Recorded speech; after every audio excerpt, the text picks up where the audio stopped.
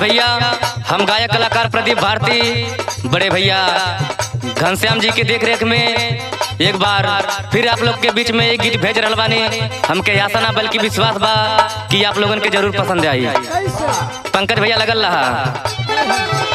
कौनो दुल्हन बा अपने नैहर से ससुरा गईल, ओकर पति बहुत पियक्कड़ मिल गल बा, बहुत मारत बा, लेकिन उ दुल्हनी अपने नैहरे फोन करके का कहती बा,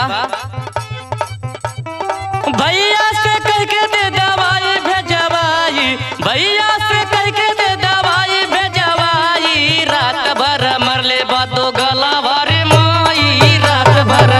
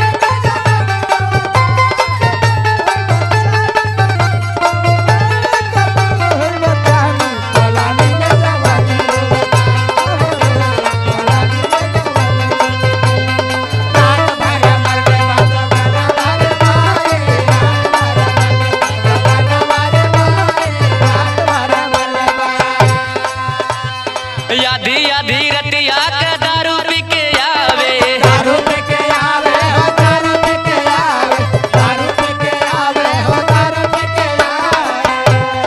पकड़े कलाई हमें खूब गरियावे, खूब गरियावे हो, खूब गरियावे, खूब गरियावे हो, खूब गरियावे, यादी यादी